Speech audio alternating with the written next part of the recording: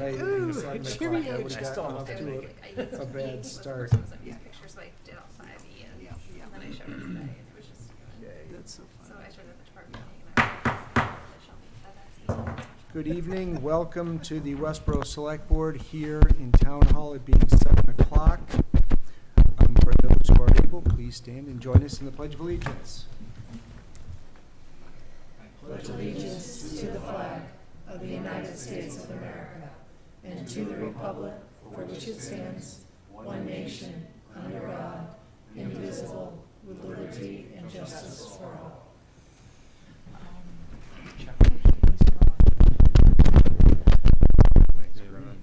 Should we just make sure Westborough TV can at least hear us as well?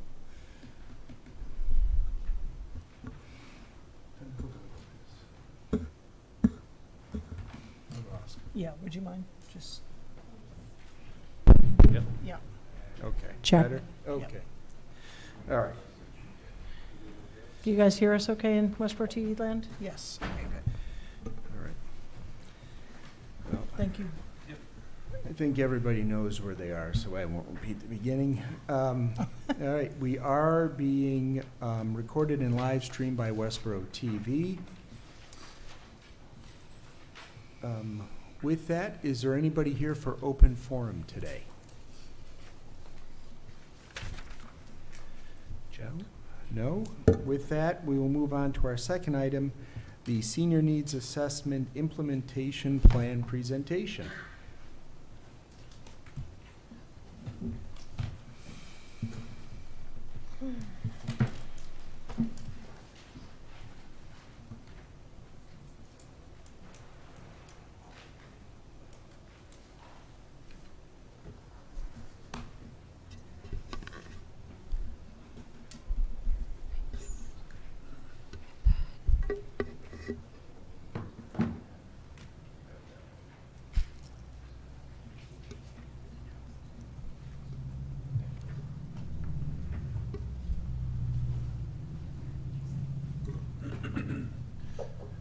This is a test.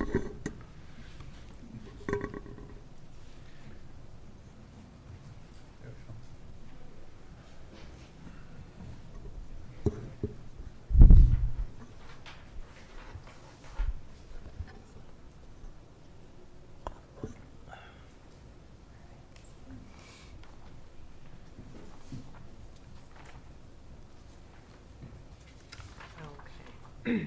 So, good evening.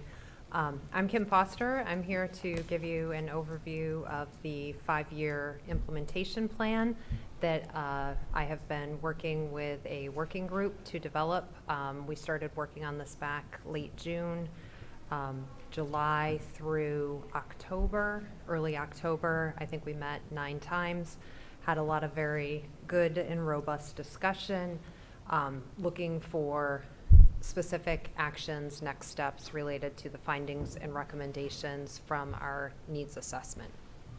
So just a reminder, the report Aging in Westborough Community Needs Assessment was completed and released in May of 2023. The town had engaged UMass Boston's Gerontology Institute to perform this needs assessment so that we could better understand the needs of our older adults and build awareness about issues related to aging in the community. Just a reminder, the project methodology, we had a demographic profile. We know that the older adult population, so population age 60 plus, has been increasing and is expected to continue to increase, with projections that over a quarter of our population here in town will be age 60 or older as of 2030. The findings in the report also were based on key informant interviews, focus groups, and then a community survey. We had over 1,600 responses from residents age 55 plus in the community. So the working group was tasked with developing a 5-year implementation plan. We identified 53 specific actions or next steps based on the findings and recommendations of the report. And then these are organized under 6 what we have framed as goals that we pulled from the overarching report themes the findings as well as the desires that we heard from our older residents. So the other piece of this, the first part was identifying next steps, and then the working group spent some time going through each of the action items, assigning a priority in terms of high, medium, or low. We think everything in here is valuable and important to do, just we needed to prioritize and understand with 53 items which ones needed to come first. We also looked at what we ultimately landed on was an initiation time frame. So it's a 5-year plan. Does the action item start in year 1, 2, 3, 4, or 5? And I just want to distinguish, initiation doesn't necessarily mean completion. We have a range of items in the recommendations. Some of them will require much more investment in terms of, one of them relates to additional housing stock. Some of the recommendations are regulatory. There are others that relate to adding programming. So from those things you can see, some of those may be done more quickly than others. We also identified the champions, who are the individuals, either departments, boards or committees, or community partners that will really be the party or parties responsible for ensuring these action items are followed through on. I do want to thank the working group. I've listed the participants. Bill Lynch and Bob Washburn were our Council on Aging representatives. Joyce Gallinaw was a community representative. Ed Bain was there as an Affordable Housing Trust representative. Shelby Marshall is the board's representative. Alma DeMonch is the Senior Center Director, and then I participated. Again, I think we met at least 9 times. Most of those meetings lasted 2 to 3 hours, and there was a lot of really good conversation, a lot of, I think, interest and excitement around being able to further what we heard and learned from the report. So my plan tonight, in your packet, you have a copy of the actual implementation plan that lays out the specific, it's a matrix that lays out specific objectives, action items, the priority, the initiation year, and the champion. So I don't have that information on slides tonight. I just want to go through, talk about high level, the areas. This report, the implementation plan, will be posted to the website, and we'll expect to periodically report back, provide updates on progress, places where we are either making progress or maybe rethinking things as we start to have the discussions. So one of the key themes in the report was residents are looking to age in the community, and they identified some challenges, what they believe to be challenges to doing so. The key findings were really around cost of living and the availability of downsizing options in the community. There are perceived, in real, limited housing options for older residents who may wish to downsize, or others express concern about being on a fixed income and being able to juggle the expenses of maintaining their homes, increasing taxes, and just increasing cost of living. So many of our recommendations,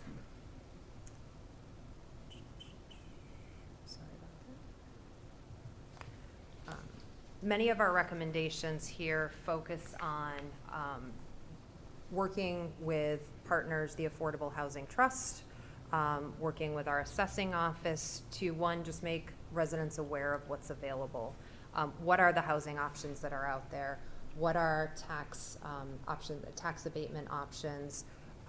What are, in terms of financial planning, financial resources, what is out there to begin with that people can take advantage of?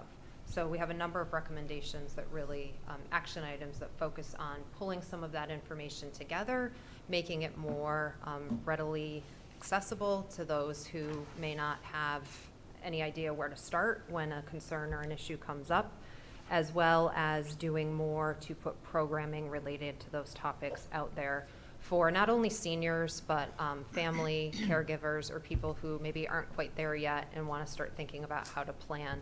There were a few themes as we worked through each of the 6 goals Many of it relates to, some of these things are directed toward seniors. Others, we want to make sure that family members are involved and have the ability to access information and resources, especially in situations where they may be supporting, parents, other family members from afar.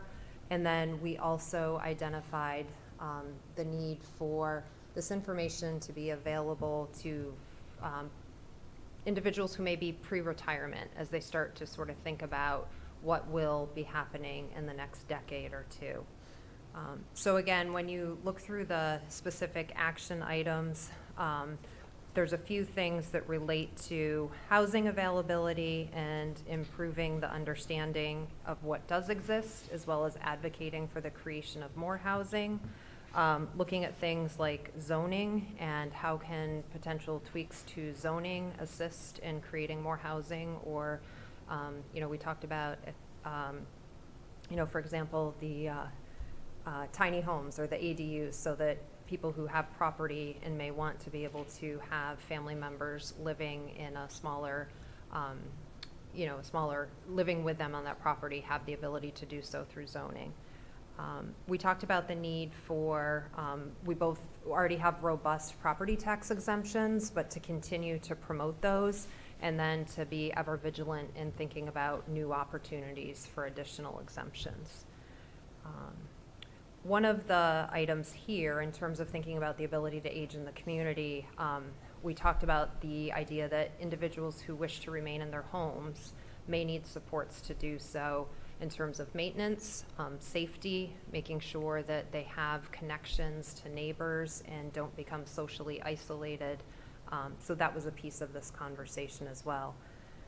We also talked about supporting financial planning and literacy.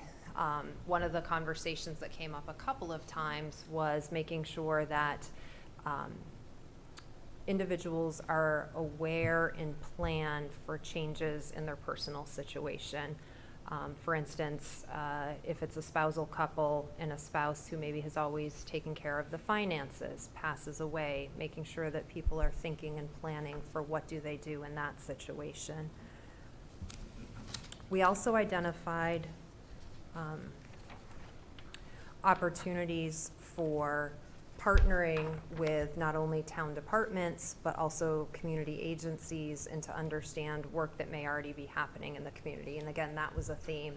When you look at the champion for many of the action items, it's not strictly town departments or town staff. There are a number of items where we believe there are community partners that we could engage, and there are also places where we talk about looking at regional approaches. So either looking at other communities, what are they doing? How do we work with them? I think this came up in transportation particularly, which is our next goal, of enhancing access to and availability of reliable and affordable transportation options for seniors.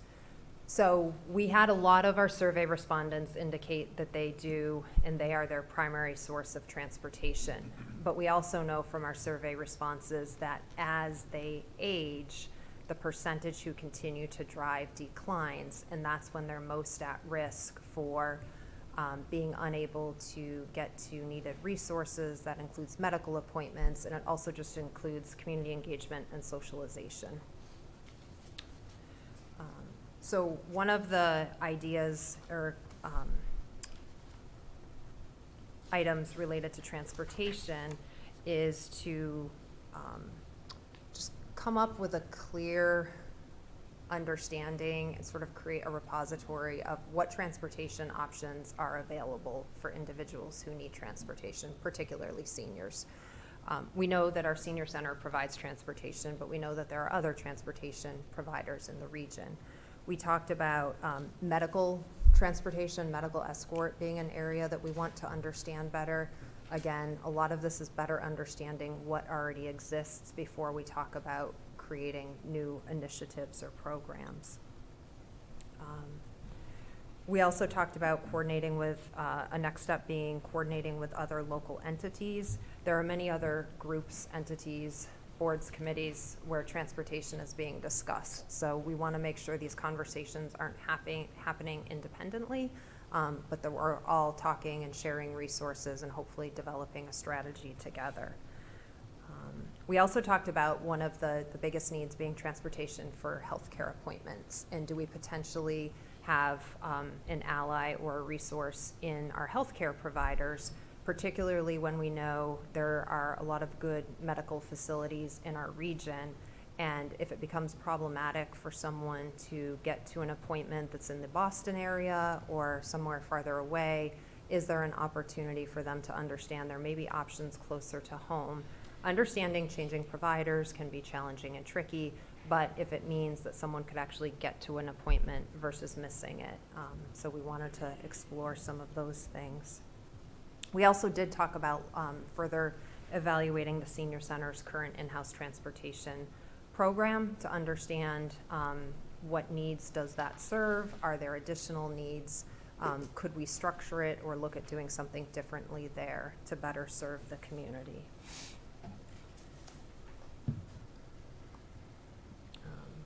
We also, again, recognizing that there are a number of transportation options that do exist, doing more outreach and making sure that it's not just a matter of transportation options exist, people have needs, and it's just those two things aren't getting connected. So we think in most of our, in most of the areas, we do talk about outreach being important just to make sure that information is out there.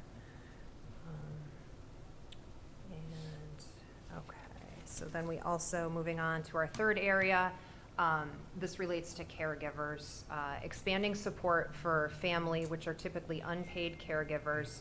And these are individuals providing care and assistance, often to older adults who may have chronic health conditions or disabilities.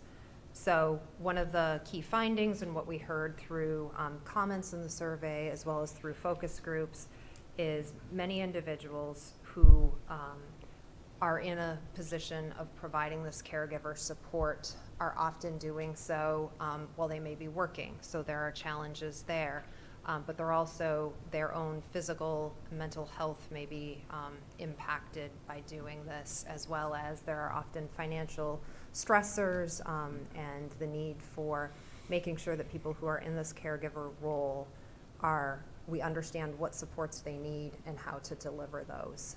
So we know that a third of our survey respondents reported having been a caregiver within the past 5 years. So this is a need that we believe we are looking at ways to address it immediately. The Senior Center's respite program has expanded, and they are offering respite for caregivers on Saturday. So that's basically time that the caregiver can leave the individual for whom they care at the Senior Center for a period of time, be able to go off, do whatever they need to do, knowing that their loved one is being cared for and in a safe environment. So we've already expanded that program. We'll continue to look at additional opportunities for that, as well as looking at other ways to support caregivers, either through, one of the challenges, and this came up when we were trying to schedule focus groups with them, they just have limited time. So what other resources could we identify in the community that could help them? What types of things could be brought to them, to save them a trip out to the grocery store, whatever the situation may be.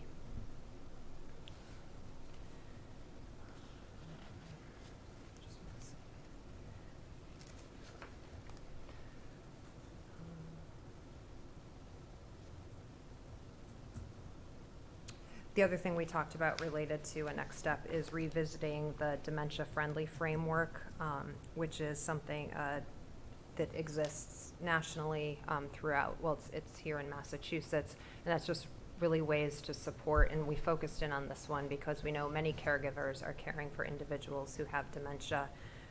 So the recognition and idea that having an understanding of what those specific supports might be was an important one.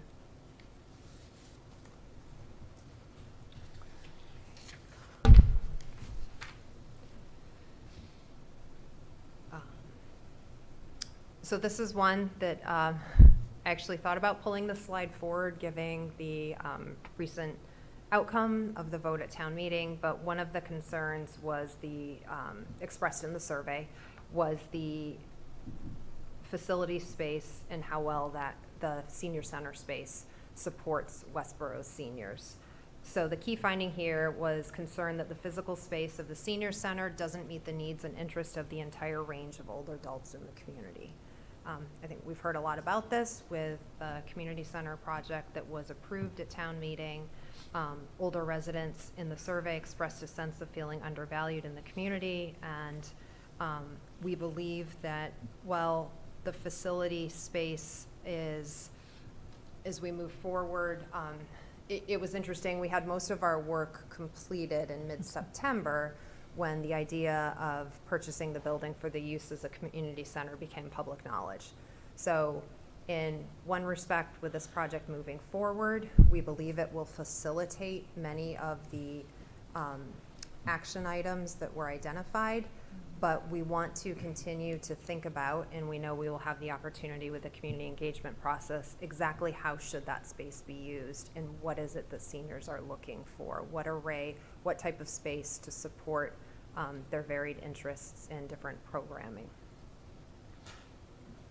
One of the other things we talked about was the need, even with the building, if the building, with the location of the senior center on the first floor, the idea that we can identify satellite spaces in the community to offer programs. And I think some of this idea, the way the conversation evolved was the senior center is not the only source of programming or the only place where programming of interest to seniors happens. So we don't want to lose sight of that. The library offers programming, the recreation center, but we know there are other entities, houses of worship, other entities in the community that offer things of interest to seniors. So we want to keep that in mind even as we move forward with the community center and a new senior center, that we want to continue to reach out into the community, because we know no matter how beautiful a new center looks, not everyone is going to come and use that facility.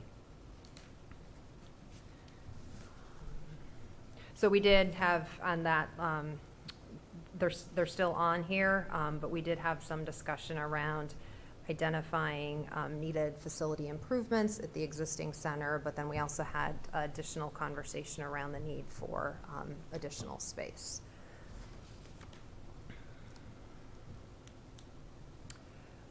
I think this is our fifth goal, is to provide expanded social, recreational, and lifelong learning opportunities.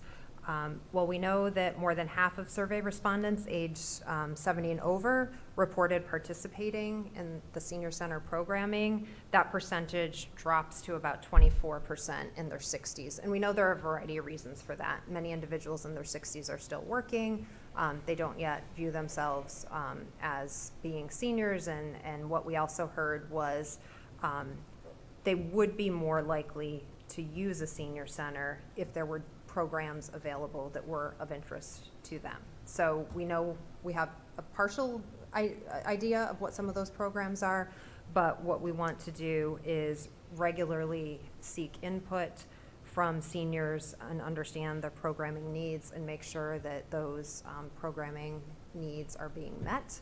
And we also are looking to identify partners with other town departments, other entities in the community to support those programming, be it educational series, be it additional,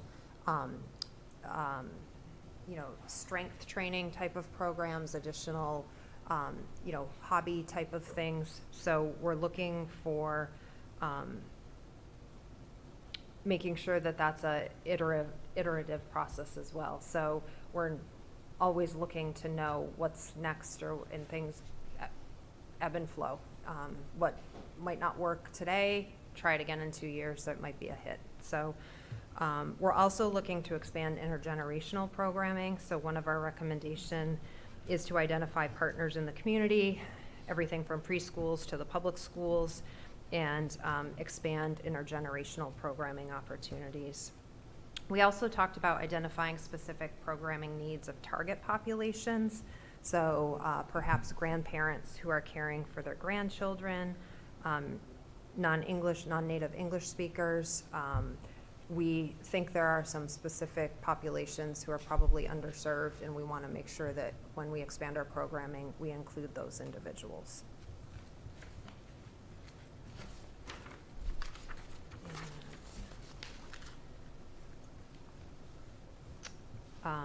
We also talked about one of the things that happened during COVID, many programs went online, and we often hear anecdotally that for many seniors, that's not the ideal way. It doesn't help and always help in terms of the socialization and getting them out and interacting with other individuals. So the in-person programming is preferred.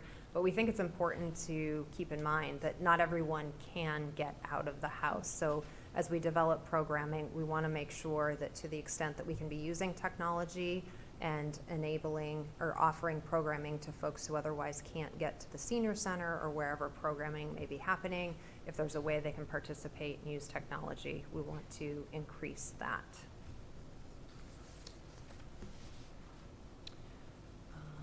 And then lastly, we established a goal around communications concerns that we heard. So we're looking to enhance communication, outreach, and marketing to raise awareness of programs and services available to older residents. We spent a lot of time talking about this at various points because it really overlaps, I think, with all of the other goals. One of the things we know right now, there is a senior newsletter that gets distributed very widely, but we talked about the need to have push the same message out multiple ways. Having things in print, having it mailed, having things available online.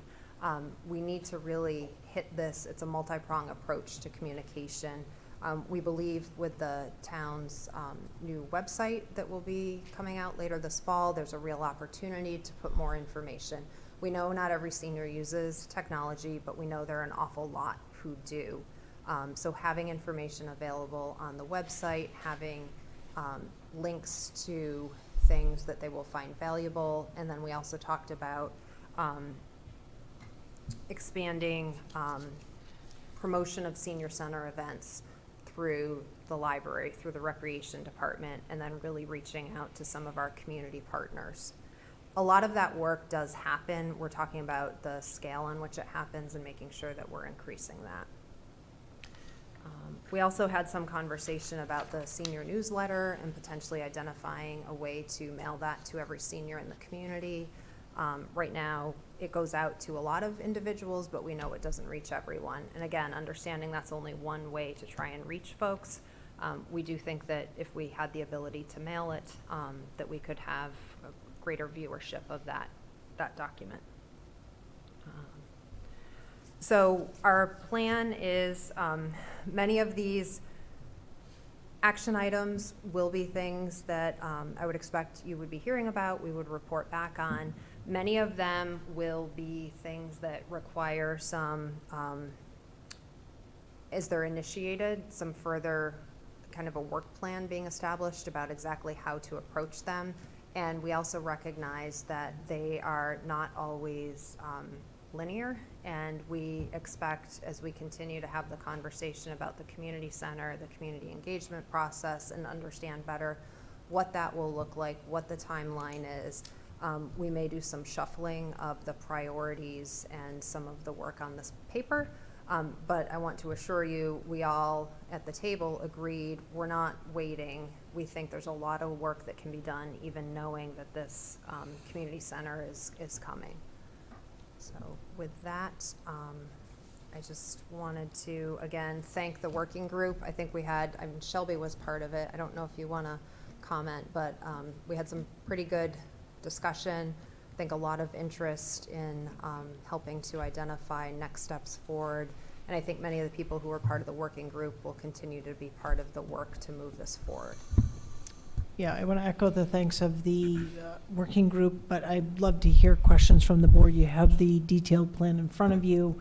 I do think that there's a lot of information here, and I guess I would just say, as a comment, and to tail off of what Kim just said, I would imagine many of these require further digging into, and that town staff, I would welcome input from town staff because they may have some ideas about how to go about this. Certainly, we don't, some of these are newer ideas, but others are ideas that certainly other communities are already tackling. So where there are good practices or best practices, I would encourage us to leverage those and look forward to hearing from town staff, much like we did with this, with the strategic plan, and involving them.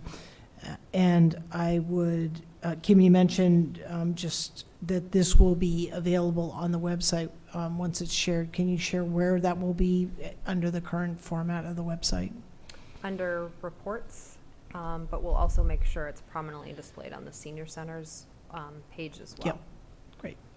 Okay. So I look forward to hearing questions from the board and what have you. Thank you. Anybody want to? First? No. Okay. All right, I'll go.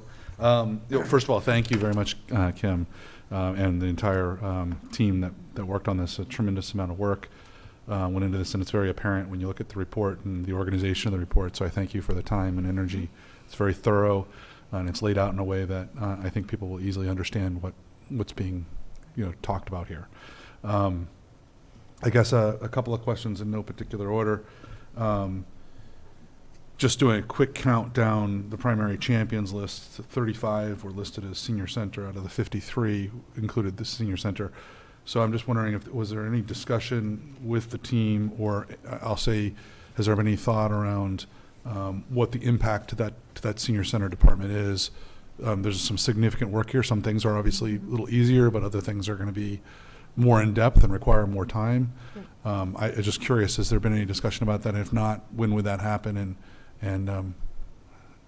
Yeah, no, we do recognize and we anticipated, I think when we started having the conversation about champions, we assumed that there would be a good amount of the recommendations that would be championed by the senior center. I agree, it is a hefty lift, but I also think when we start looking at it and breaking it down, and again, if we go back and look at it under the lens of much of the work, maybe with a new facility, there's a lot of work related to that, but it Sure. facilitates some of these items, I think, in a way that had we not had the vote that we had at town meeting would probably create more work. So that was a little long-winded way of saying we did have some discussion, but we also agreed once we've pulled this together, the next step is now to sit down and look at where it says senior center, what does that mean? And is it the director, is it staff, is it working? Some of this we can work through the Council on Aging, and some of it is pulling in other departments. For example, the programming, the expanding programming, we started doing that. The report came out in May, I think the end of May. I met with the senior center director, the library director, the recreation director, and we had, I think, several pages of just brainstorming about additional programming. So some of it creates a couple of hours. You can sit down and generate something. There are other things that I think will require more advocacy and be longer term, but they may still be partnering with entities, for instance, advocating for more housing. Sure. The affordable housing, Ed has said there's a continued role for the Affordable Housing Trust and many of these issues. Yeah, that makes sense. Yeah. The one thing I would just add is we started going down the path of who else would be involved. So we quickly said, wait a second, like that really, so where we see senior center listed, we really would expect that department, those individuals to sort of champion it, but then pull in other Resources town, that community, what have you, resources, and very much approach it that way. So, and it could be that it's like, you know what, this really isn't a best fit here. It really needs to be with, I Sure. don't know, some other department. This is a pretty well done, I'll say, look of what it Yep. is likely going to be, but absolutely as you But move along. I would, And I would just fluid is what I would say. Yeah, and I would say one of the things that I liked about the format of this and the way it's described is it's very complementary to those other reports. I'm specifically thinking of the master plan, and how these work together. You talked about zoning and master plan. We talk a lot about zoning and the updates that need to be made there. And so there definitely is some complementary work here. So that's terrific. I guess really my only other comment was around the communications piece. I'm not sure, I haven't seen the new website and the capabilities there, or if this would even fall underneath the website, but one of the things is our seniors, as you pointed out, are getting, the population is growing. They are becoming more tech savvy, which is great. emails have been kind of the way of the world for the last 20-plus years. But is there any mechanism, and if not, is it something we could look into in regards to getting a texting ability to the senior community as far as, hey, here's your new newsletter, or here's a new program that's coming out, or whatever, just people can sign up for it and get some sort of immediate, they don't have to dig through 50 junk mail, to find something that down at the bottom, it comes right to them. It's Yeah. part of the website. Okay, terrific. So I think that's fantastic. And I look forward to how the interactions between, going back to the master plan committee, that one and the Affordable Housing Trust, and the interactions between Yeah. this process, this program and those as well. It's in the introduction. I don't think I spoke to it during Yeah. my presentation, but I think our very first meeting when we got together, that was one of the first conversations that we had, how we were looking specifically at the findings and recommendations of the senior needs assessment, but the master plan, other reports and studies that were out there, we needed to make sure that we were sort of understanding that they existed and how we pull it all together. Right. And I do think we see a lot of opportunity for sort of cross-pollination. Yeah. Thank you again. All right, thanks. Thanks, Patrick. Yeah, Kim, great job. Thank you very much. Look forward to supporting this plan. Thought it was timely that you mentioned tiny homes. We'll be talking about those next. I had one other comment, and I think this was alluded to in the presentation. But recently, House Bill 4104 was signed by the governor. I think it was just on the 5th of October. And that has multiple opportunities for senior tax relief within it. I don't know if it needs to specifically be added to this list, or I guess it's sort of alluded to within the list. Yep. But that probably goes before the Senior Tax Relief Committee, and the assessor for evaluation would be my guess. Yes. Yes. We Okay. expect that the assessor will have a significant role related to those types of issues and next steps around those Okay. types of things. Yeah, but it's great. That's a sort of an immediate opportunity when I look at like sort of home rule exemptions and things like that can really take a while.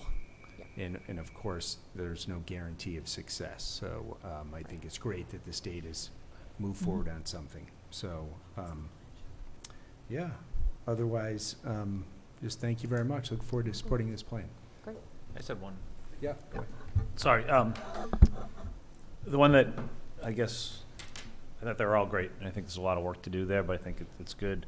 Around the transportation one, I know it's something we've talked about here, but as one of the year one high priorities was assess transportation resources currently available to seniors. Am I right to assume, or if not, can we add it in there that's really not just what's available to them, but how, try to figure out usage?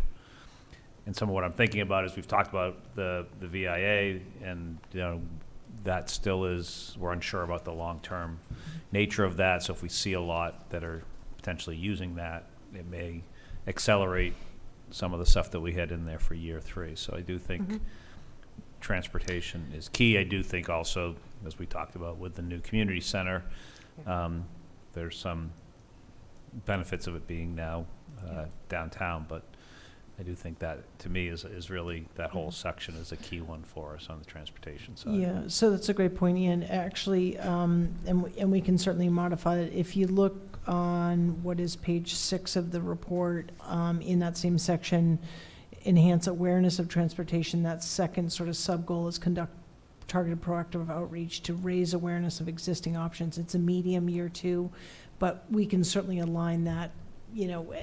I think they go hand in hand, there's Right. no question. So Yep. I think we can adjust that again. That's good feedback. And the sooner folks are aware, because that message has to get out multiple times for people. And, what sort of education do they need to become comfortable with it and experience it? So great Yep. feedback. Yep. And that was actually, you hit on, it's the one right below Yep. that too, which is detected education. That's Yep. why I saw the Yep. VIA So stuff we was can, those yeah, over lists. I don't see why we can't kind of Yeah. modify that. We spent a lot of time trying to figure out how to chunk these out. Do we group them do we kind of roll it up? How specific do they get? And because to your point, there's a lot here. Yep. No, I actually like the way it's spread out more because it's a lot. And I We think have by a doing it lot. this way, it's, We were finding it really hard to put anything in like year 4 and 5. We were sort of Yeah. like, what can we push? And it just, so again, I would imagine these things, not to say that things can easily get moved around, but I think that as these things get fleshed out, things will get bolted on with certain objectives and, or initiatives, and then others might kind of slide to a different priority level. perfect. Thank you. Thanks, Kim. All Okay. right. Item number 3, site plan overview for 134 Fisher Street.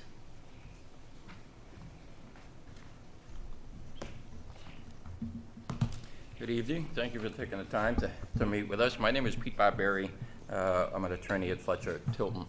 I represent Richard Record, who's the owner of the property at 134 Fisher Street. Also with us this evening is Patrick Healy from Thompson Liston, who's our civil engineer. Richard has owned the property since 2001. The property consists of a little less than 4.5 acres, 350 feet of frontage along Fisher Street. He's now proposing to move forward with development of the property, and given the multifamily resident, which has occurred across the street, given the proximity of the property, which is about 1/3 of a mile from the train station, and giving the zoning bylaw, which allows for transit-oriented development, the proposal is to do a residential development. So this is the plan that we have submitted to the Conservation Commission and also the Planning Board for the special permit process. What it is 18 dwellings, each individual dwellings, all one-bedroom dwellings. The dwellings are about 650 square feet each. Access on Fisher Street, all utilities are in Fisher Street, adequate to serve the 18 units. This is what we're calling Phase 1, which is to be served, as you can see on the right-hand side of the screen, by a septic system because of the town sewer moratorium at this stage of the game. So this plan works out well. The density of this plan is like 3.7. The bylaw allows 14 units per acre. If we go to the next plan, and let me turn this down. Okay, I was going to say, we're getting feedback from somewhere. My That's hearing okay. aid is That's starting okay. to No break. worries. No worries. We go to this Okay, plan. thanks. This is the long-range plan, once things settle out in the nature of the sewer and a few other issues. This is a total of 40 units. Again, all one-bedroom, basically single-family. Again, full access off of Fisher Street. We're able to maintain, because of the setback of the dwellings, 25 feet off of Fisher Street. The existing vegetation you can see on the left-hand side is staying, and we're also providing a new buffer along the entire length of the frontage behind the units. So again, we've started with the Concom. They asked for additional information from the viewpoint of the infiltration system, which we're in the process of obtaining. There's no wetlands on the site. We're only working within a buffer because of some adjacent wetlands, so we're not impacting any wetlands as well. So that's the overall. We did have a staff meeting. We got some feedback, and we're looking at some minor changes in the plan to address the comments from staff. All right, terrific. Thank you very Good. much. Who would like to lead with questions? I just have a couple. Sure, go right ahead. And I apologize because a lot of materials and I may have missed some stuff, but just, again, orienting it again, as you come in, am I right that with the roads, whatever, that those ones that are on Fisher Street, that would basically be the back of the house that will be facing Fisher Street? You'll come in, turn either way. The houses will be facing the street, so the back doors will be off of Fisher Street. Okay, and that's where you'll have a buffer Right. going in there. Great. The second one was, one of the things we've talked about, especially with the train station being a transit-oriented village, which just kind of falls under, about a bike service, similar to what you have in other cities.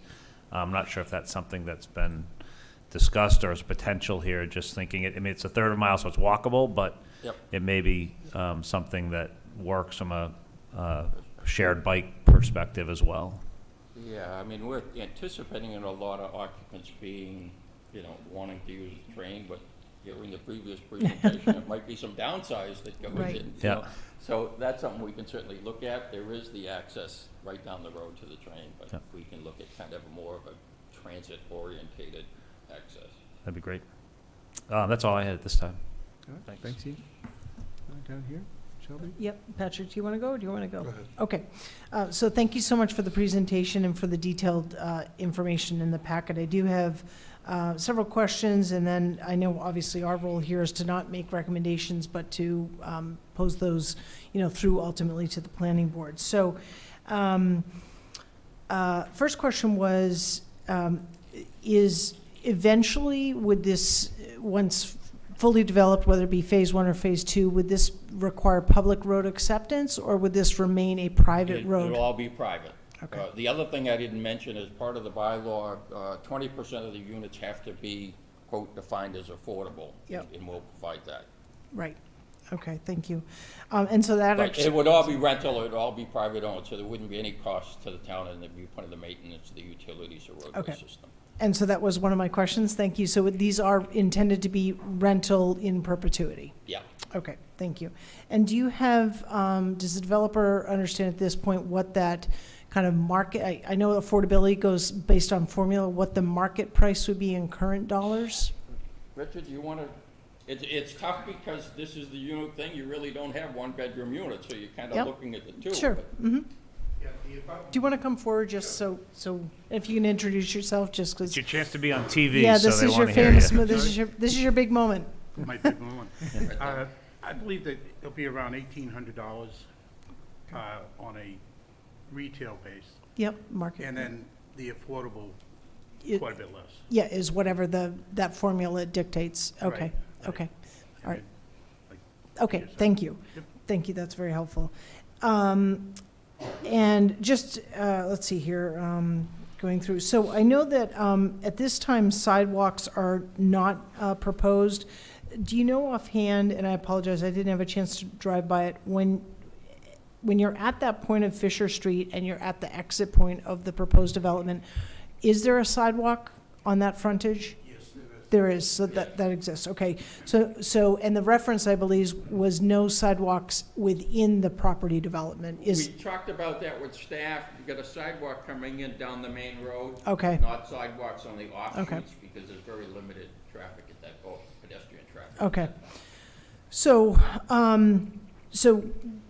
I guess this is more, what's gonna follow here is more of a comment and feedback for the planning board to consider. So I do see that you're proposing one single parking space for, and I do realize this is a one-bedroom unit, whether it's one person or two individuals, or quite honestly, even a very small family, since this is not age-restricted, I think we have to anticipate, although not intended to be kind of full of children, I think we have to be honest with everyone and say that there could be kids there, particularly young families, which is great.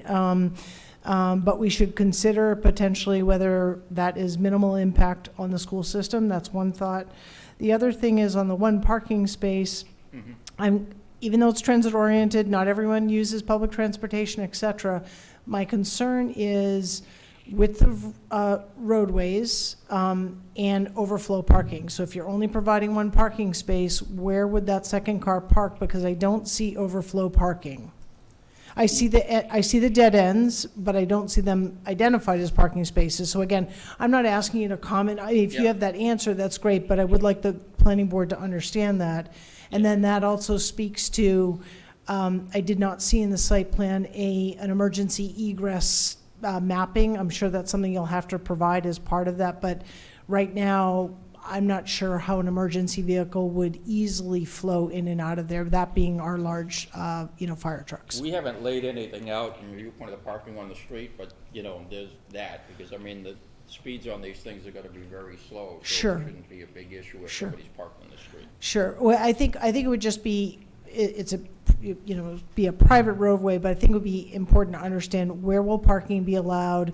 If it's allowed on the street, is it one side, is it both sides? Because I can see that being kind of a very congested area. And then if you add to that there are no interior sidewalks, I'm just, wondering how that all comes together in a way that, ensures both vehicular as well as pedestrian safety. So I'll just provide that as parking comment. The other piece that I would just add is also guest parking. I would imagine, this is a community, people have guests. Where would those guests park?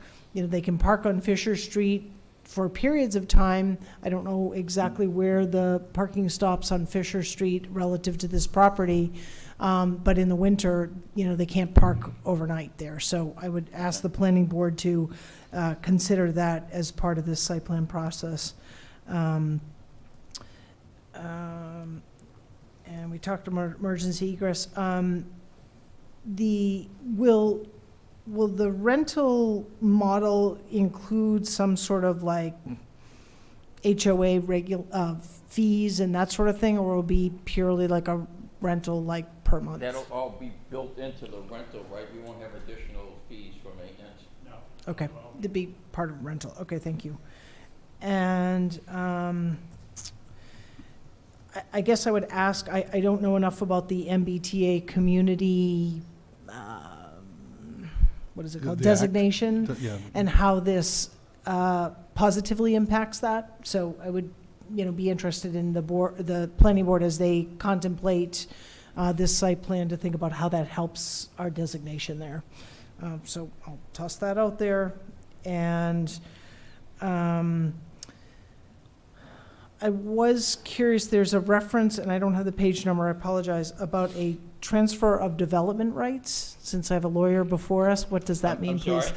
There's a reference to transfer of development rights, and I apologize, I don't have. That would potentially get into the 40-unit complex, because once you're over, I forget the number on the bylaw, I think it's 20. Yep. Then you gotta do a transfer set up to go beyond that, but that may be applicable to phase 2, but it's not applicable to phase 1. Okay, but in legal terms, what does that mean? I just didn't. That's Veterans What- Freedom Park. What that is that you get basically the way it's written is you get an acre of land that you give to the town, and as a result, you get, I forget how many units to cover that acre, to increase the size of the development. That's in the In no event transit-oriented can it village. exceed 14 units per acre. Okay. And that's part of the transit-oriented village Zoning and. and that's, when we did the first one, it's where the donation of Veterans Freedom Park came in as a transfer to Okay. get the density. Okay, so I guess I would just ask that the planning board understand that mechanism, understanding that we're only talking about phase 1 now. But it seems like because it's been referenced and identified and phase 2 is kind of contemplated as a future, that be, kind of understood at this time. And I guess, is there a reason why phase 2 isn't going forward now? I'm just curious. Sewer. Well, so, right, so I guess, is there enough, let me ask it a different way, is there enough land on premises to do septic for all of these? What was that? Sorry. So I understand that if phase 2 comes forward, the expectation would be to move all of the existing 18 onto public utilities. The 18 would stay they are, we'd take out the septic system and build that, but we'd have to come back to the town for another special permit and go through the whole process again for phase 2. Yeah, no, but what I understood was that the 18 would come off of septic and go into public utilities. That's the way I understood this to be worded. Is that correct? Yeah. Yes, okay. And so, I guess, as it stands today, does the property allow with the 58 units, could you have a big enough septic system on site, given the land that it requires, if you wanted to, and if the cost was right? I'm not saying you want to, but to do septic for all of them, that's the question. Could we do septic for all of them? I'm not saying you want to, I'm just trying Once you get over a certain size, it kicks in a lot more requirements at DEP. Okay. So that's really why you haven't seen major developments on septic system, because Yep. once you get over, I forget the gallonage, there's a more extensive Okay. review process at DEP. So, it's gonna take us some time to do this. We Yep. hope your moratorium's gonna be out. Yeah, we would you hope, know. right? Yeah, yep. Because then the septic system would come out, they'd all be connected, and we pay appropriate fees associated with the connection. Sure, okay. And the last question is, I know that the stretch energy code applies here in Westborough, which would require these buildings, I believe, the homes to be solar ready and meet the energy efficiency code. Is that a fair assumption? I'm sorry, I couldn't hear you. I'm sorry, that the stretch energy code applies and Yeah. that they would have to be solar ready, roof ready, not necessarily have solar, but also meet the energy efficiency standards. Is that correct? Yeah. I don't know. Well, that would be a question, so I'm not asking you to answer that, but through the site plan process, certainly understanding what that requirement is, obviously, that's your area of expertise in our building department. Yep, okay. All right, thank you very much for the packet and for the opportunity to ask the questions. So thank you for bringing this before us tonight. A couple of questions for you. First, I guess to dovetail off of Shelby's last question around the sustainability of the development, is the anticipation that these will be fossil fuel burning properties for heating, or will it be 100% electric and use heating?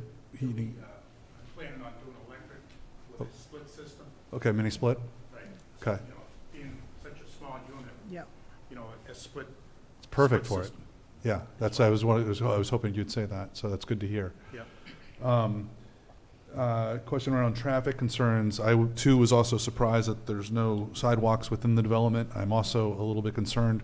As you're aware, there's two kind of other large neighborhoods right across the street, and I can imagine a lot of kids going back and forth between their houses across this, and that's a very tricky little intersection. And this driveway entrance is only, I'm gonna say, call it 50 yards, if that, from that intersection. So I'm just curious as to, and I'll look through the planning board to identify if there's any sort of requirement for a traffic study or at least a pedestrian study as far as movement of children and vehicles in and out of that location. Understanding that there's a sidewalk, if I heard you correctly, I haven't driven down there in a little while, but that covers the entire Fisher Street portion of the property. That's great if there is, but there needs to be some really good lighted, in my opinion, traffic crosswalks to get across that area for kids. Yep. It is now existing. The sidewalk goes all the way to Gleason Street. Perfect. So that's great. It gets all, that's the key is, 'cause, kids are going to walk out of there, they're going to take a left, and they're going to want to go to their buddy's house. And, it's a tough area. You're coming down the hill off of Fisher Street. You're kind of come out of a little bit of a blind turn on Gleason Street to get onto Smith Valve, or I guess the rest of Fisher Street there. And, just don't want to have an accident. So I look at that. Question on that frontage on Fisher Street also, is there any plans to put any fencing up for privacy on the back side, on the front side of the property? Those are the back of the homes, and I'm thinking that, to give those residents. They could be, yes. Okay. I'd want to make it attractive. Yeah. Yeah, And as private as I can. yeah, They're going to be kind of like in a fishbowl almost. Yeah. From Fisher Street. yeah. So between the shrubbery and the landscaping, and some fencing. Some sort of screening of some Yeah. sort. Just thinking people coming down Gleason Street, they're gonna headlights right in the back, back of the people's bedrooms there. So, Exactly. just thinking about just making some comments here. And then one other one: is there a requirement for EV charging on a site this big? I know with our commercial industrial, based on the number of parking spaces, you have to have so much EV charging now. I'm just curious, with this type of lot, do we know, and is that something that needs to be considered by the planning board as well? I'm not sure myself. No.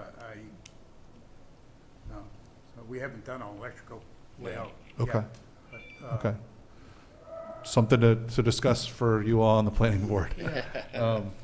And As I let's see. said, we haven't started our discussion with the planning board yet, so we'll see what Right. comes out of it. Right. And then another question here. If I see the drawing correctly, there's a high water mark line 100 feet off the, or excuse me, 100-foot watermark line off the high water mark of the shoreline. Yeah. And in the second phase, 7 or 8 of those houses are within that 100 feet. I'm not a shoreline expert by any stretch of the imagination. I just want to make sure that we're protecting that body of water as much as possible. So I would ask that we just confirm that those are in fact, we're not going to cause a problem with the water down there. Yeah, they'll all be connected. I think there was a question of where we're gonna connect to in the street. Do you recall? For sewage? Yeah. Hi, good evening. I'm Patrick Healy. I'm a civil engineer with Thompson Liston Associates. So the 100-foot line that you see is a 100-foot buffer zone from the wetlands that have been flagged, Okay. and that delineates the jurisdiction of the Conservation Commission. So any work that we propose within that 100 feet requires the Conservation Commission to review and approve that work. We have filed with the Conservation Commission. We made our initial presentation, and we have some more homework to do. They've given us some comprehensive comments and asked for some additional information. Terrific, thank you. So I think you can be assured that they will look at those issues carefully and see that the wetlands are I properly have protected. confidence in that. I just wanted to better understand it a little bit, so thank you. And I think, I guess on the affordability piece, 20% of the units, so the first 18, there would be 4 units. I'm imagining we round up on that, so there would be 4 units of affordability. So that'd be deeded on the property through that. And then eventually that deed, when the phase 2 happens, would be expanded to include the additional roughly 5 more that would be added into those. So phase 1 and 2 all total would be a roughly 9 affordable units, which is 48. Okay, 8, yeah, right. So that's great. Thank you. Always looking for more affordable units in town. Rental, so that's a good Yeah, I thing. have another, but go ahead, yeah, sorry. Right. Right. No, it's a good Nope. point. Ian. Nope, you can go ahead. I didn't hear what you said. What did you say? So since they're all rentals, we get credit for 40. Yep, Yeah, we'd get credit for all of them if Which it's is a great. rental. Ah, I think okay. we Yes. do. Yep. 'cause they're all Alan's rental not here, so I properties. couldn't rely on him for the Yes. answers here. So Yeah. you guys know it. Good. I did have a follow-on, and we hit it a couple times, but just to be very clear, if I heard it correctly, what's in front of us really right now, I mean, you're giving us the full picture of where Yeah. it may go, but what is in front of us and in front of the planning board is phase 1. So the phase 2 piece would, I think as you mentioned, would come back as another special permit, when and if that happens, but for right now, and I still think the 100 foot Bless you. buffer still applies because it's still part of the property, but Yeah. but where it comes and what's in blue right there right now is not part of this site plan. It's really what's in red in that phase 1. Yeah, we'd have to come back, even with this plan is only at 8 units per acre, you're allowed up to 14. This still plan has like almost double the open space requirement, so density-wise, we're nowhere near any of the limits on it. We think this is a great project and would provide a nice amenity to the town. I agree. Thank you. I think it's Sean, can I? Sure. I'm not clear from the exit, I'm looking at kind of Google Maps here as I'm saying this. So where the main entrance exits, do you have a sense of how close that is to, is it Dania Drive? Is it directly across? Is it? No. Is it? Yeah, so, ma'am, through the chair, if you look at the plan there, you can see those dashed lines are the curb cuts of the driveway across the street. So we are, Oh, in fact, you know what, I aligning didn't with see that that. driveway. Thank you. glad you asked that because I was. And we've looked at site Okay. distance, and site distance is fine along the Okay. street as well. So I think for the planning board, Patrick made the point, I just think that crossing points there, it may create an opportunity for a safer crossing versus up kind of by Gleason if Yeah. from a crosswalk perspective. So I would just ask the planning board to take that into consideration, particularly if there's already a sidewalk there, and I'm not sure how that intersects with Dania Drive. But I'm very excited about the project. I think it brings housing to Westborough of a type that we don't have. And certainly, as you've already pointed out and we just heard, this could be not only for folks looking to get into a starter home, but for those who are looking to downsize, and it could create a nice intergenerational community. So thank you. Yeah, a couple more questions. So you mentioned 650 feet earlier. I think the plan that we were shown specifically for the layouts of the homes says 576. Is the difference sort of the porch, or? Yeah. So the difference is there's heated space versus the total square footage. So the 650 is the gross square footage, but there is a utility room within the footprint where the heating system would be located that's not considered living space. So that's the difference Okay. that you're seeing. Yeah, so we're asking for relief for the size limit, Oh, I see, minimum okay. size. So this is, yeah, the outline here is 24 by 26, Right. but you're saying there's a component of that that isn't included in this work, Yep. okay. All right. Yeah, thank it's basically an open footprint with the exception of the bedroom and the bathroom, so it's a nice amenity for people to have an open space. Sure. Yeah, in looking at the floor plan, you know, I see the utility room there, and then it looks like just outside of the utility room, would that be a stacked washer dryer or something? That's what Yeah. that's representing? Okay. Okay, and the utility room is really, that's where the heating system or whatever, and all that, okay. All right, terrific.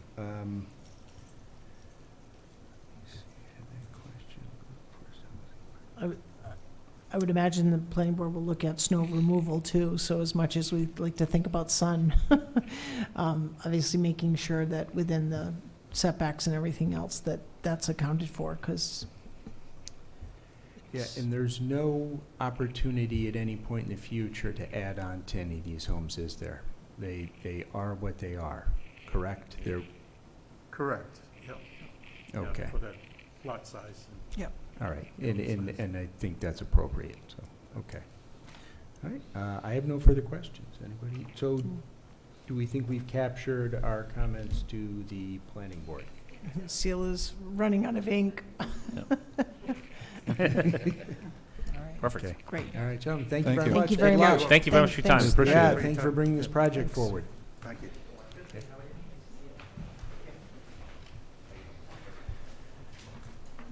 Next, we have the site plan overview for Zero Bridle Path.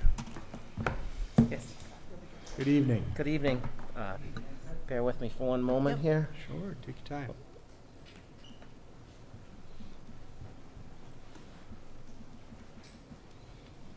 Hey, all right.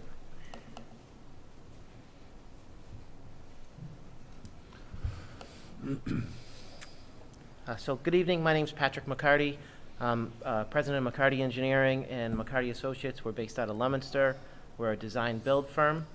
And we're here this evening on behalf of K&C Holdings, which is the real estate entity for Boston Lawnmower. They've purchased the property at the corner of Bridle and Oak Street. We're currently calling it Zero Bridle until the building department assigns a street number to us. And we've submitted a site plan application to the planning board for construction of a new Boston Lawnmower power equipment facility, as shown on the plan that's on the screen. They currently lease their property on Route 9 and have for several years, and it's, you know, old and tired and looking for an upgrade and want to stay here in town, so they found this site and hired us to design and build the facility.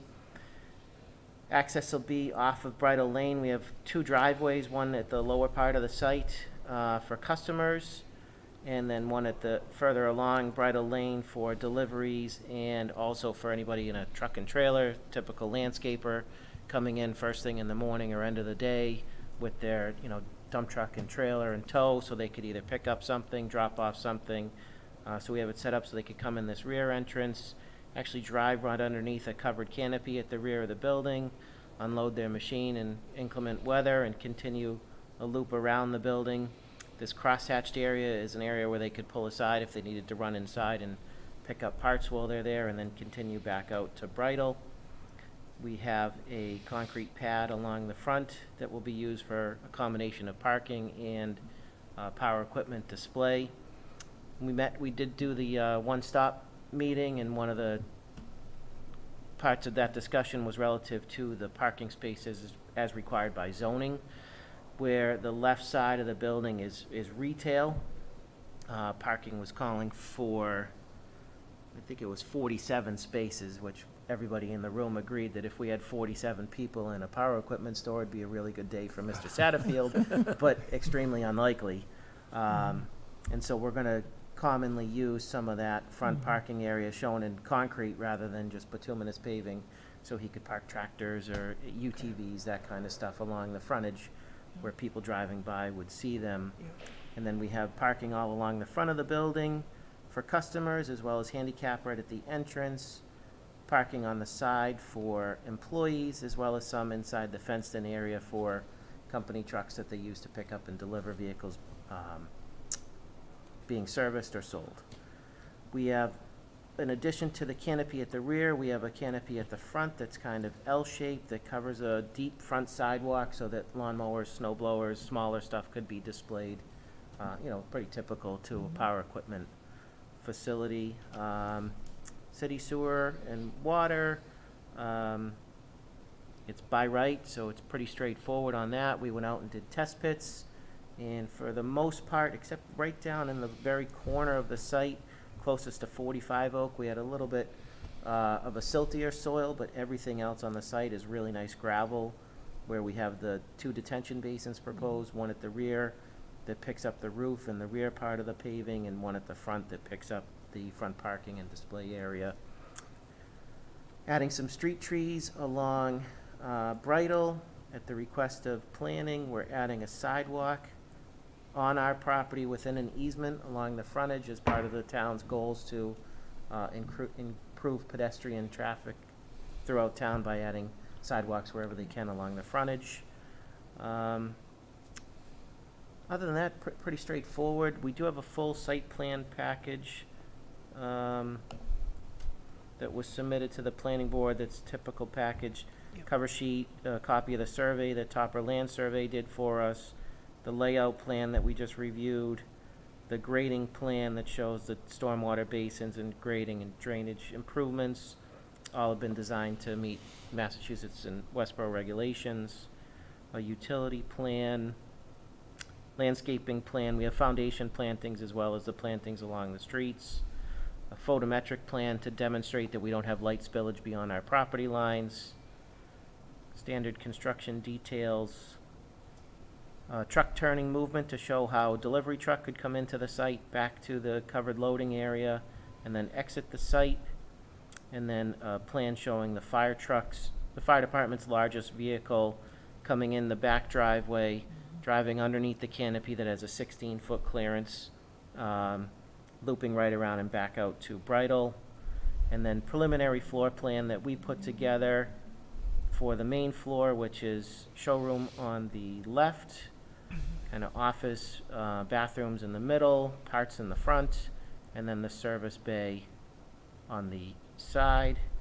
There will be floor drains in the service bay that go to an oil water separator, so anything that's being rinsed off the machinery being serviced will be properly captured in that oil water separator before it's discharged to the town sewer. There's a small mezzanine in the center of the building. The back portion of the mezzanine would be some additional office area. The front would be part storage for smaller stuff, chainsaws, weed trimmers, that kind of stuff that could be carried up a set of stairs. And then some preliminary elevations that we put together. Again, we're engineers, not architects, so we do this for the purpose of conveying to our subcontractors when we're pricing the project and to the boards of what the building will look like. But we will have a full set of architectural, structural, and mechanical plans submitted to all the different town departments. And we're actually the ones that just finished building the Cold Harbor Brewery on Otis Street, so we're very familiar with the process here in town. Happy to answer any questions or take some notes on feedback. Oh, well done on the Cold Harbor Brewery. Thank you very much. Exceptional. Who would like to? Yeah, I'll jump in. First of all, again, thank you for the comprehensive detail that was submitted as part of our packet tonight. It looks like you've addressed my initial non-engineering view was that the trailer truck turning looked tight, but if that meets the requirements of the planning board, then I'm fine with it. But that was my initial, it was like, wow, that looks like a kind of a hard turn, but I don't drive one of those vehicles and I'm not an engineer. So as long as that's being accounted for, similar to the question I'd asked the prior presenter, is there any sort of solar being contemplated, energy efficiency, that's in that vein? Yes, so I forgot to mention that in my presentation. So the building is being designed for 10 pounds per square foot of collateral load on the roof. So about 5 of that accounts for your HVAC, your sprinkler, and your lights. Solar needs 2 to 3 depending on its attachment system, so we'd still have excess capacity on the roof for that. Yep. So the roof will be EV ready, and we're also proposing 2 EV ready spaces, which I admit it's not labeled very well, but you can see that the electric service comes underground to the Okay. transformer. So it comes in from the street to the transformer and into the mechanical room. And this conduit, looks Yep. like we missed a label, that's where, in that same trench, we'd run a conduit back to have a 2-head EV charging station. Great, thank you. And I was happy to hear that you obviously you've accounted for hazardous material and the proper runoff and storage within and the maintenance around that. So Yes. just want to acknowledge that work. I'm not going to be working there, but I thought it was interesting that what looks like the windows for the office space are on the rear side, not on the front side. Is that correct for the mezzanine? Looks like storage is maybe in the front. Yes, and it's because of the Okay. pitch of the roof. Oh, okay. So this is a single slope roof like we have on Cold Harbor. That Oh, one got all it. pitches to the left. This one's all pitching front to back. So Okay. you have more clear height at the front of the building, so you could put shelves higher than at the back of the Makes building. sense for storage. Okay, thank And they'll you. also be looking out over the woods, because if we look at this, the Yep. dark green is all the existing woods to Thanks. remain. Peaceful. Nice. peaceful, Okay, exactly. There you go. And my only question was about signage. Right now, Boston Lawnmower enjoys great visibility on Route 9. This will be a street over. And so I didn't see a sign, or maybe I missed it. Yep, right in Oh. the bottom corner. Okay. Oh, there it is. Okay. Okay.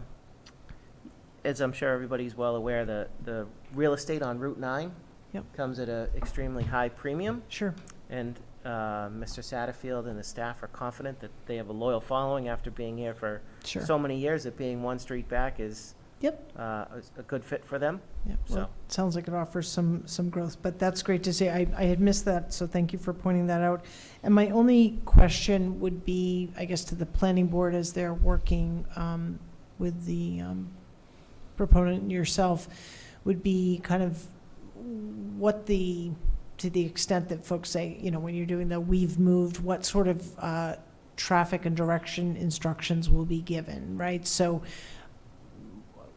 accessing that property, if you're coming up Route 9 on the westbound side, there's a right-hand turn before the Exxon, Yeah, which is not a friendly turn, because of I'm the- a member at Westborough Tennis and Swim. I know that turn well. Yeah, so I guess I would just, look, with Google Maps and everything, you can't really control a lot of that, but just sort of an appreciation for how traffic is being directed.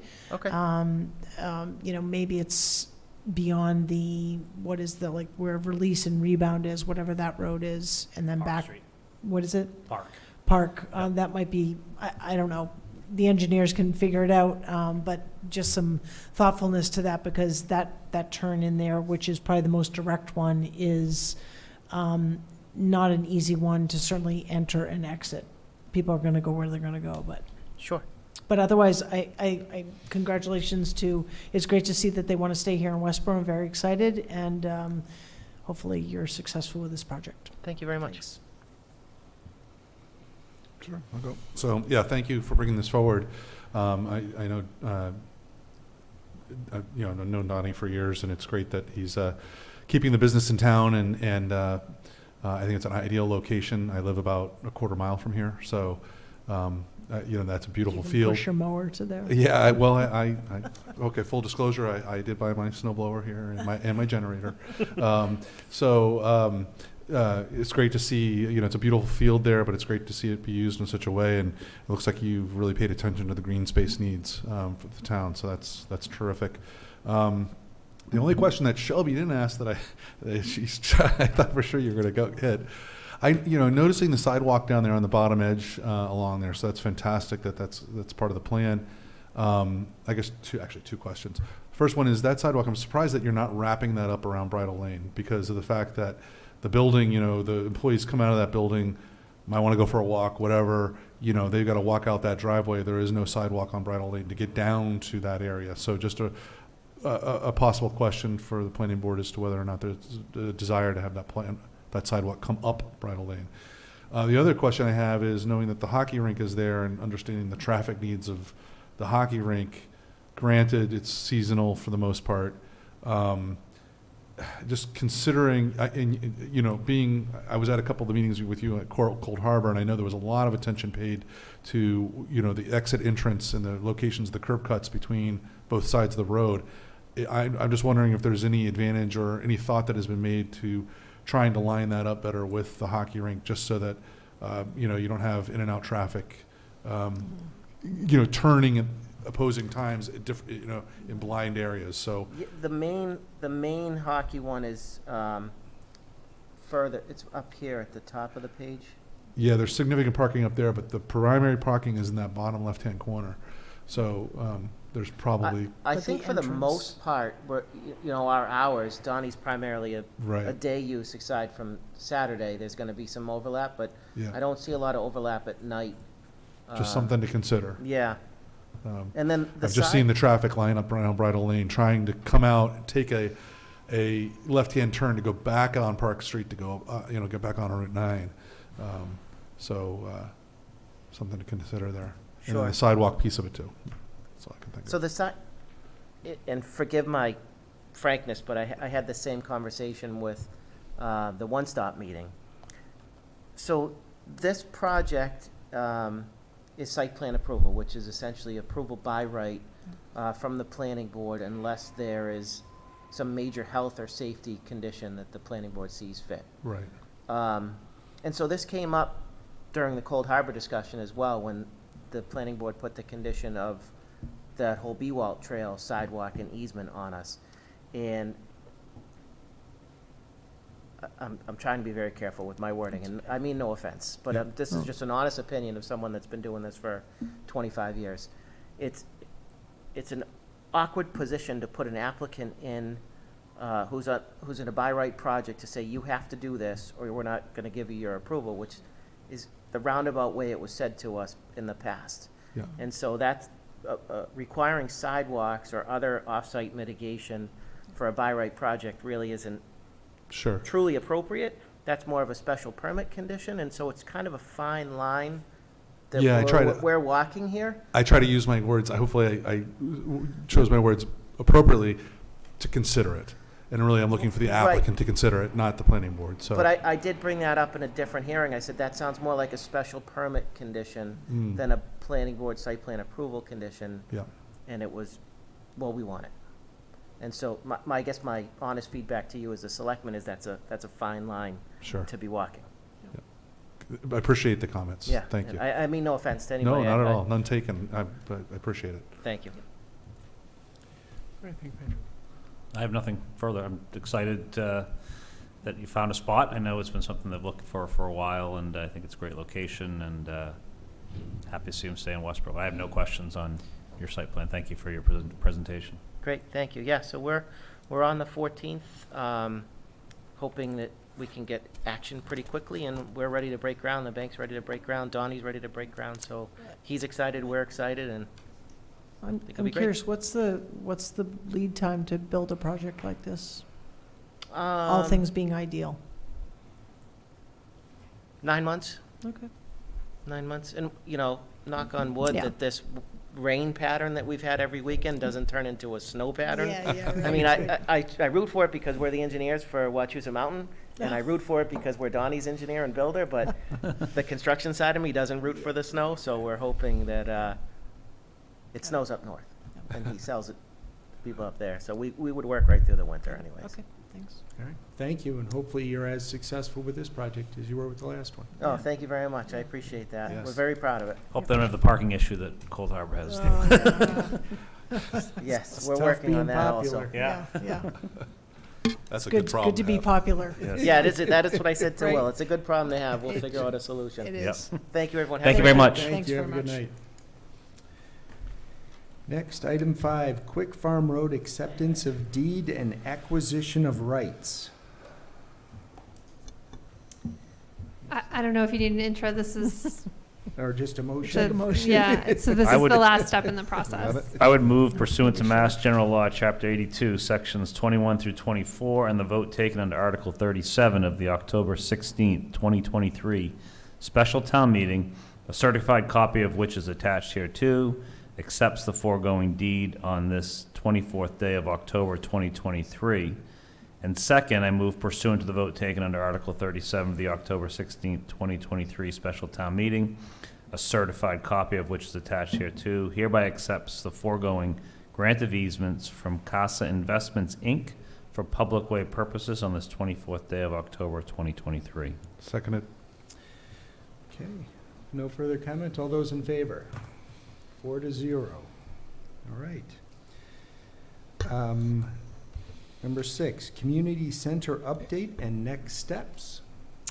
Sure. So with the passing of Articles 3 and 4 at the town meeting, there's more steps to be taken. So the Article 3 had authorized the board to acquire the property, but certainly, as we explained in many meetings, that will be at the board's discretion based on due diligence. So we are completing our due diligence. We started that probably several weeks ago, and we expect to have all of that complete by mid-November. Under the purchase and sale agreement that you signed, we're required to complete that by November 30th, so we'll be well within that time frame. And that's all of the inspections that we've discussed, so structural, pool, mechanicals, all of those things, as well as an environmental phase 1. Also in the PNS, there are 2 agreements that the town needs to negotiate. So one of them is an indemnification agreement that the board will discuss in executive session following this meeting. The second agreement is a reciprocal easement agreement, and within that agreement is the CAM, or Common Area Maintenance Agreement, that we've talked about in several of our presentations. And so there'll be a negotiation of those agreements as well. And so once all of that is complete, the board could move, assuming everything is to your satisfaction, the board could move to closing. Right now, the closing date is scheduled for mid-March, and that would be following Boston Sports Club leaving the property, as well as Spirit Halloween, which we expect to leave next week. And then under Article 4 was the money appropriated for the community engagement process, the due diligence, and then also operations. So that community engagement piece is something that we could start soon, which would be, the first step in that would be an RFP to go out for that community engagement, someone who could come in and help facilitate visioning sessions, do key informant interviews, talk to stakeholders that will be using the property, so senior center, folks who use the senior center, recreation, and then full community visioning sessions, that similar to what we've talked about before with the state hospital property. And then that would bring it to schematic design, so we're aware of architectural firms that do that work. And so we would prepare the RFP in order to move forward with that process, kind of going in parallel with the due diligence and the potential closing. Excellent. Thank you very much. Any questions or comments? Can you just remind the public again of so this all goes on, we close mid-March, we also have town meeting in mid-March, what the plan is for, at this point, for March? town meeting? Right, so March town meeting would include those additional FY25 budget items that we had discussed. So the full utilities and maintenance right now for the remainder of the fiscal year, that was appropriated under Article 4 through free cash. So that would fully go onto the budget in fiscal 25. It would also include the funding of the additional positions that we had mentioned. So the community center manager, the additional custodian, and then the expansion of hours in one of our senior center positions. I don't think there was anything else, but really just sort of maintaining the building and then additional staff. Any other staff that we know we would need to hire would happen through the recreation revolving account. That can really happen at any time because it can happen through that revolving account. So Jen and I have talked a little bit about when she might start to look at hiring an attendant. The idea is that we would be able to move recreation in pretty immediately after closing. We're actually going with the employees this week to go look at the space again, kind of assess what kind of furniture we might need or what we might bring with us. They can move all their stuff over. So just kind of trying to think that through. Our IT director is coming with us as well. We've talked before about the need for fiber to that building. That additional cost would be absorbed within the budget. So he's interested in looking at all the switches and, all the things that IT people are interested in. So we're starting that process right now. Thank you. Yeah, Christy, could you speak to the timeframe? I'm just not clear, and it really is a follow-on to Ian's question around the community engagement process. How long you think that, so if we start that process sort of now, November-ish, we're potentially putting an RFP out December-ish?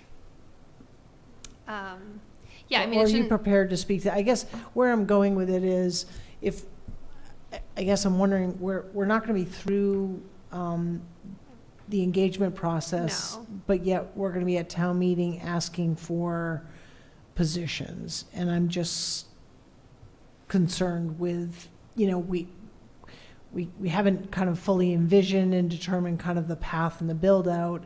And I know that, I know we've talked about the manager position, the community center manager, but I just don't know what might come of that session that might have us, I don't want to bring forward a position if we don't kind of know the full vision and use of the property, that's all. So the positions that we have put forward already as an FY25 expense, we anticipate needing regardless. So, we need a community center manager. We will need a custodian, and it is a huge building. Yep. And then in terms of expanding the hours of the program, outreach and program, help me out, volunteer and program coordinator at the senior center, we anticipate the senior center using that space as well, even though they won't be located there. So I don't think that it can wait the potentially couple years before we do construction to really have someone in that space that's really using the building, because we want the building to be available immediately to the community, and even if it's not fully built out. To your point, there could be additional positions that might be needed depending on what the build out looks like. If it's I don't know. I don't know. Yeah, right, but I think these positions, we know we need a custodian for that building. Yeah. We know that we need a community center manager to manage the programs of, the recreation department, but also other departments that are using them. We want to, to what Kim just presented earlier, we expect the senior center to be programming in that space immediately, even though the senior center won't physically be located there. Yeah, still. Yeah. And then the timeline that we put forward for that community engagement would be that we would be ready for fall town meeting next year to ask for the construction. Yeah. Okay. Yeah. Thank you. I know one of the things that was brought up was potential for putting town elections there. I would imagine with that open floor downstairs, we might be able to do that pretty quickly as well. Yeah, and there's some other events that, we look for a big space. I mean, we haven't talked about it within the committee yet, but Fred and I talked a little bit. Could you hold the EDC annual awards there, and like in the lower level. I mean, we don't know yet, but that space, you know, is certainly usable at this point. It's just not what it will be. Yeah, So. right. Do we know what the occupancy limit of the building, or at least that space is? Just, I mean, because when I heard that idea of town elections, I thought that was a great idea, but I also wonder, when we see sometimes we have upwards of 1,400 people show up, we don't have an overflow capability. We've held No, I'm elections talking in about this building, which is not- much. Not town meeting, elections. Oh, elections. Oh, Yeah, yeah, elections. elections, not town Sorry, meeting, no. mix those up, yeah. But 24 will be a big election year. Yes. So to your point, Yeah. yeah. Okay. Great. Thank you very much. Next, we have a request for a letter of support for the housing bond bill. I'll move to approve the sending of a letter of support on behalf of the Select Board to Westborough's legislative delegation for the housing bond bill. Second. Sorry, Ann. No, I Yeah, didn't lean yeah. forward quick enough. Any discussion? Just want to thank the Housing Trust for pulling that together and being on top of these things and bringing it forward timely. Yes, yes. And for Ellen specifically, I think outlining exactly what's in the proposal for us. Yep. All right, all those in favor? 4-0 for being present. Okay, next we have a request to appoint Fatima Noor to the Cultural Council. I will move to appoint Fatima Noor to the Cultural Council for a term to expire June 30th, 2026. Second? All those in favor? 4-0. And I think I did read that there are 16 other open spots on the Cultural Council. So if anybody of room. else is interested, And I would please like, come forward. I'd like to you. thank Fatima for being willing to serve on the Cultural Yes. Council, so thank you. Yes. We need more people like Fatima. Okay. Next, request to approve the meeting minutes of October 3rd, October 5th, and October 10th, 2023. So moved? Second. All those in favor? 4-0. All right, now we're cooking. And next, we have the town manager's report. Thank you. So the September Employee Excellence Award winner was Kula Rashid, who's a circulation assistant at the Westborough Library. She's been working at the library for 2.5 years, starting out as a page and having been promoted. She's currently enrolled in a master's program at the University of Rhode Island Graduate School of Library and Information Studies. She received the award for being the epitome of a team player, always willing to jump in whenever help is needed. She takes the initiative in getting projects started and finished and comes up with great ideas for displays, more effective workflow, and other ways to make the workday enjoyable. So congratulations to Kula. The emergency assistance shelter at the Sharp building, we do have an update related to anticipated completion. As the board's aware, we had thought it would be completed and opening at the end of this month. Last week when we were on our call with HLC, they had advised that now we're looking at December as an opening date. Continuing to expect that they'll house about approximately 20 families. Looking at waste management, we're continuing to work with Harvey's and Waste Management Exploratory Committee to understand the town's options for waste management, which would begin in fiscal 25 or starting July 1st of 2024. This work will ramp up over the next couple of months in order to be included in the FY25 budget. So continuing to work with that committee, but we'll come back to the select board. Website update. So we've been working hard updating the town website.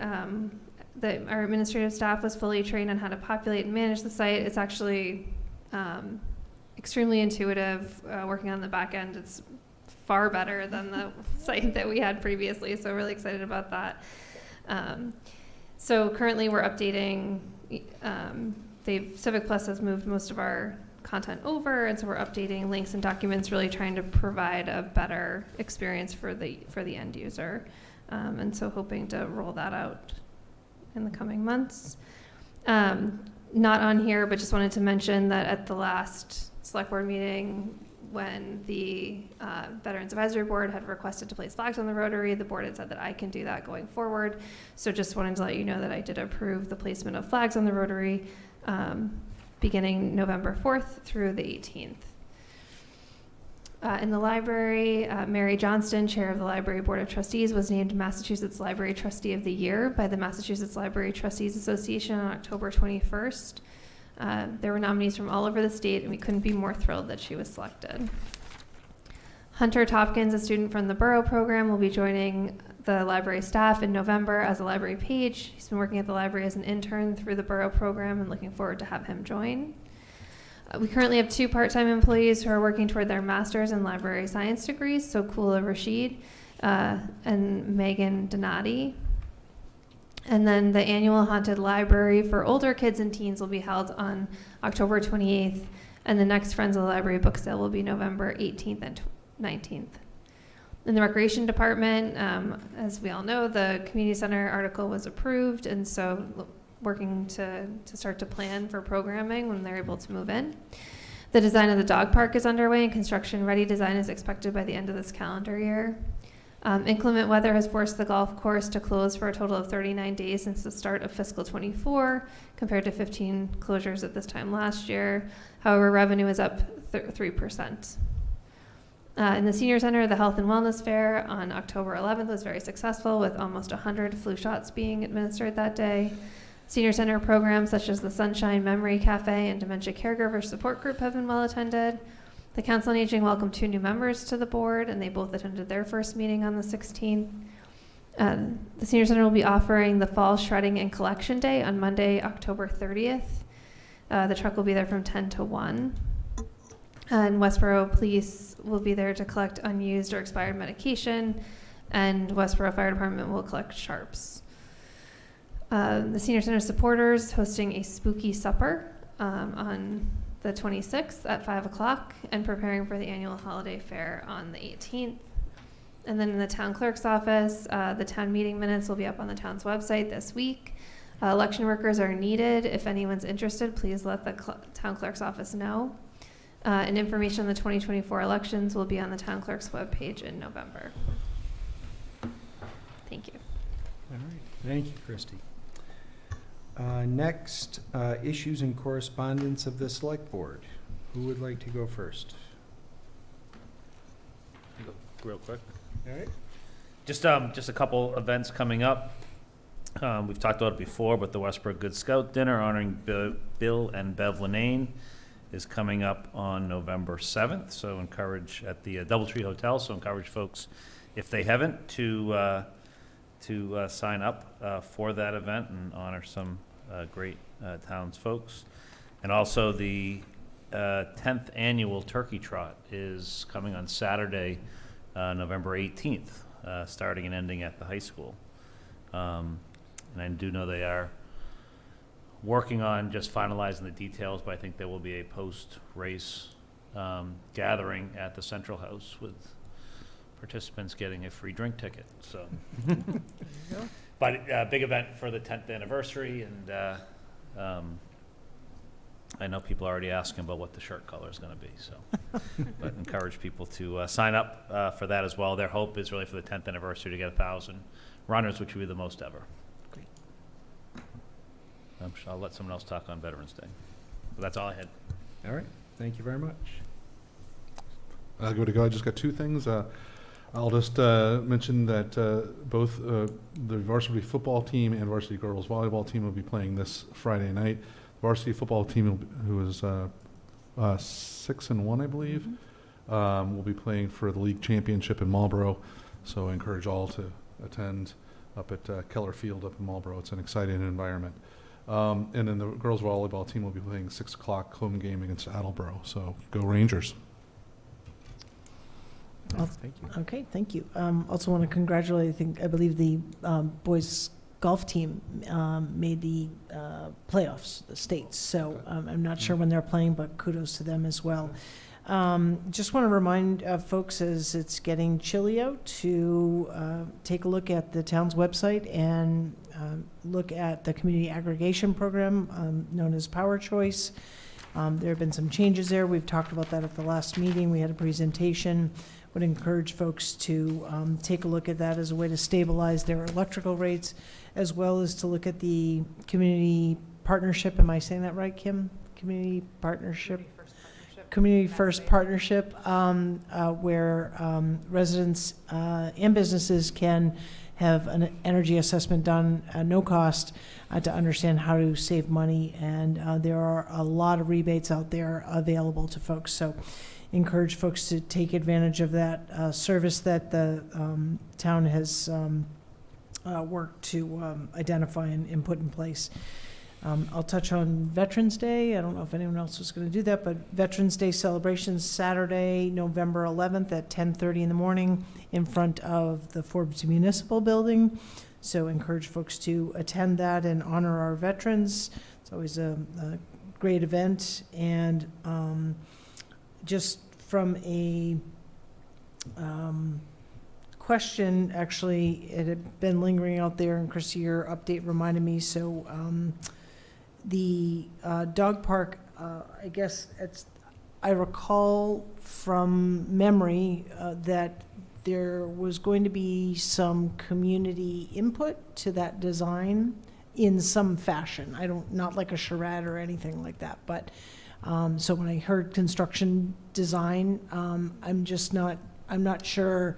I don't remember there Okay. was going to be community input, so I'd have to. Okay, look so into that. if you could just kind of check on that. I thought that there was going to be some, and maybe my memory isn't serving me correctly, so if you could just check on that. And then, given now that we've seen the the community center article pass, I'm wondering, or suggesting that the board revisit the golf club building reuse committee recommendation to understand kind of, do we want to continue down the path that was recommended, or do we need to take another look at that given the community center building that we're proposing to now use? So I would be interested in having a conversation as a board about how that recommendation and that building use potentially changes now that we have the community center. Because we talked about, kind of some of the amenities that would be maybe at that building that I'm thinking about indoor golf simulator that could be at the community center that changes space use, et cetera. So I don't know. I just think that it's an asset that we now have. It's a recreational asset in part, although I know we've talked about having a dining experience there. I just think that we talked about having that conversation, so I would suggest that maybe we undertake that as a board. So. I didn't recall that you talked about having that conversation, so, because you voted to accept the recommendations of the committee, Right, which was the same night that the community center was presented, but obviously it hadn't passed a town meeting Right. yet. So, so when you accepted that, the next step was for me to put together a building committee, but I guess what you're saying is that I should not do that. Well, I get what I recall from the conversation is that we said we don't know what's going to happen with the community center.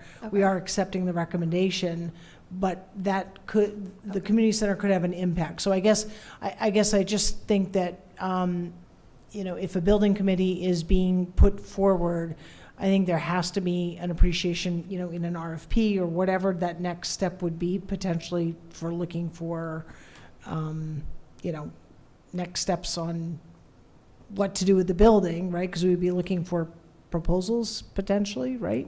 Well, so I we should don't probably mean- have the conversation, because Just, we probably have a conversation on next Yeah. steps. Okay, Yeah. I guess understanding next steps because I apologize, I would have put it on here if I remembered that. okay, all right. So we need to have a conversation. All right, thank you. Yep, so also, the library building committee met last Friday, and we reviewed the 4 scope proposals that were brought before us. They were scenarios 1, 2, 2A, and 3, each increasing in complexity and cost.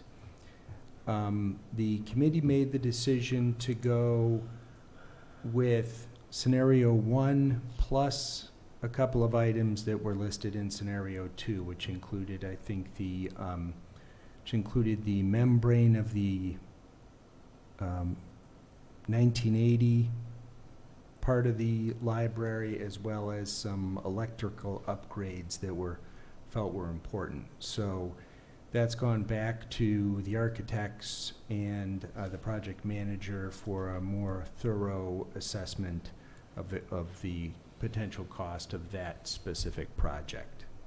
So if folks are interested, the meeting was recorded and posted, and each of those scenarios should be on the Westborough Public Library website. With that, can I get a motion? You can. I move to enter into executive session under Mass General Law, Chapter 30A, Section 21A2, to conduct strategy sessions in preparation for negotiation and contract negotiations with non-union personnel Todd Minardi. Under Mass General Law, Chapter 30A, Section 21A3, to discuss strategy with respect to collective bargaining with the Department of Public Works Union if the chair declares that an open meeting may have a detrimental effect to the town's bargaining position. And under Mass General Law, Chapter 38, Section 21A3, to discuss strategy with respect to litigation, R.E. Ferris Development Group, LLC versus Town of Westborough, Lax Media, LLC, and Lax Media Mass, LLC, Worcester Superior Court, CA number 2285CV01281, if the chair declares that an open meeting may have a detrimental effect on the town's litigating position. And under Mass General Law, Chapter 38, Section 21A3, to discuss strategy with respect to litigation, RE Town of Westborough versus Westborough SBE LLC, Land Court Case Number 19TL000768, if the chair declares that an open meeting may have a detrimental effect on the town's litigating position. And under Mass General Law, Chapter 30A, Section 21A3, to discuss strategy with respect to litigation, RE Westborough SBE LLC versus Town of Westborough et al., U.S. District Court, CA number 423, CV12017-MRG, if the chair declares that an open meeting may have a detrimental effect on the town's litigating position. And under Mass General Law, Chapter 38, Section 21A3, to discuss with the strategy with respect to litigation regarding in RE Westborough SBE LLC, U.S. Bankruptcy Court Case Number 23-4079, if the chair declares that an open meeting may have a detrimental effect on the town's litigating position. And under Mass General Law, Chapter 38, Section 21A6, to consider the purchase, exchange, or lease of value of real property at 1500 Union Street, if the chair declares an open meeting may have a detrimental effect on the negotiating position of the public body. And under Mass General Law, Chapter 38, Section 21A7, to act under the authority of the Select Board to approve executive session minutes of October 10th, 2023. I declare that an open meeting would have a detrimental effect on the board's negotiating, litigating, and bargaining position. The board will not be reconvening in open session after executive session. Can I get a second to the motion? Second. Roll call vote. Johnson, yes. Welch, yes. Marshall, yes. Keough, yes. We are adjourned. Thank you, Westborough TV.